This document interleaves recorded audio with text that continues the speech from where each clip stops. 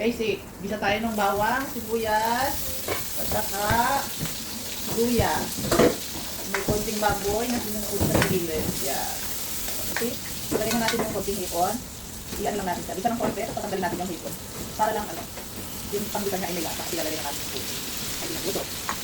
Ang puso ko ay maitim, namaig na. Grabe. Kumaig, oh. Sobrang paig. Okay lang. Ilagyan na rin natin ng konti. Ito na yung patis niya. Bagoong niya. Para maano na siya. Mag-isa na. Yan. Mga 3 kutsara. Bagoong.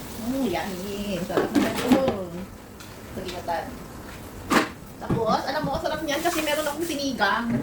Alam niyo ba yung sinigang na? Ayan o. Oh, tambakol. Sarap yan sa ibabaw. Tanggalin na natin ang ating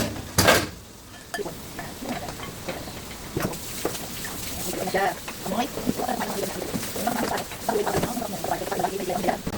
sarap na sarap sila dyan. Ibisa siya, pinanggal natin yung sipon. Later, ilalagay natin yan. Ilagay na natin yung mapaig. Napaig na ano oh. Pero siguro tingnan natin kung ano. Kasi meron ditong magic eh. Meron yung pagkaginisa mo. Naluto siya, nag-aano siya, namumuti. Let's see. Lakad lang natin. Baka magbago ang kulay niya, guys. Kapag nagmimilagro tayo sa ating puso, magpapaga tayo ng fresh coconut. Okay? Ngayon ginagawa ko kasi nilalagay ko ng konting coco mama. Tapos, konting mainit na tubig kasi frozen ito. Para yung katas niya eh, madami. Okay? Coco mama.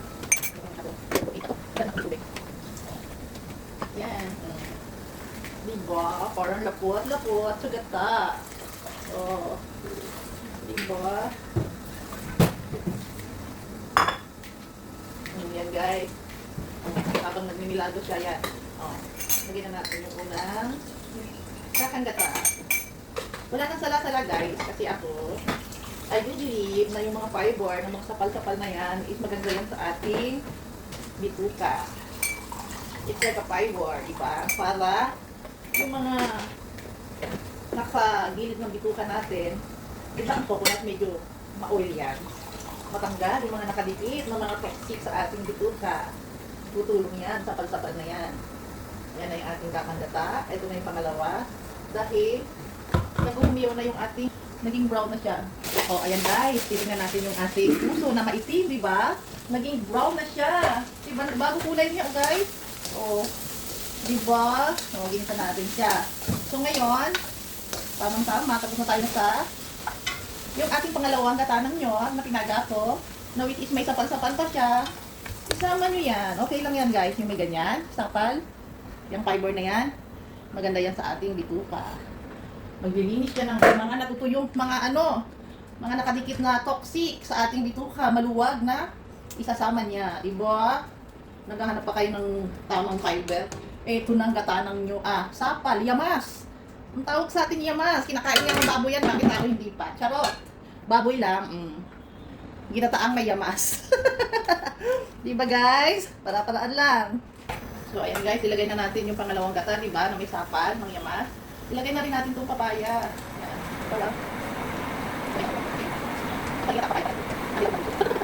Ginataang papaya. Hindi, ginataang paig na puso. Ayan na guys, kumulo na yung ating papaya. Nagtutri na siya. So, lagyan natin ng konting salt kasi may salt na rin naman siya. Okay? Ayan natin siya. Tapos, meron ako natirang onion leek. Hindi na rin ito masama. Hindi naman ito masamang gataan. So, sama na rin natin. Pandagdag lasa. Ito mga nilalagay kong bulit. Optional na lang yan. Kung ano yung mga meron ka sa ref. Tapos ito yung dahon ng suha. Masarap ito sa ginataan. Yung aroma niya, yung amoy-amoy niya. Yan. Dahon ng, tawag ko pala mandarin o ano, suha. Tapos itong siling labuyo. Then, hahaluin na natin siya. Oh, yummy. Yummy, ginataan. Puso. Yan. Ano lang? Diba, nakakating na. Tatay ng magkakating siya, diba? Oh, masukan. Organic, pinag-saw. So, yan. Ang kasi, masarap sa ginataan, lalagyan tayo ng konting suka. Para hindi siya napapanis. At gusto ko kasi sa ginataan, yung medyo may asim siya. So, kahit isang sandok na, oh, suka. Yan. Ang mga lupitang ano, sikretong malupit niya, hindi mamchi. O, yan. Takpan natin. ilagay yung ating, yan, bago natin lagyan ng luga, yung ating hipon. Dami na nito guys. At ang ating, sa gilid-gilid lang, tanggalin ang buto para hindi na matinik. O, diba, yung paksiw natin, napakinabangan natin. Yung paksiw ko na hindi na naubos. O, natin dyan. Tulingan. Okay? So, dagdag. Lasa siya, diba? Ang sarap ng ating ginataang gulay. So, yan guys. Huwag na natin haluhaluin. So, ayan na yung ating mga nilagay. Lagay na natin yung ating kakangkata. Kati-katihan na lang natin. Huwag na natin takpan. Yan! Kanami! Huwag na natin takpan para lumabot siya. Diba? So, yummy! Yummy, yummy! Kabilang side, meron tayong chicken na ating fried chicken. Pinakuluan muna natin sa samya tapos niluto sa konting butter at saka mantika para meron namang prito sa mga hindi kumakain ng gulay. Kaya na guys, luto na yung ating ginataang puso at saka papaya. Okay, yung ating ginataan. So, ciao! So, yummy! Tama-tama, maluluto na rin yung ating fried chicken. So, ito ang aming dinner. So, guys, enjoy the dinner!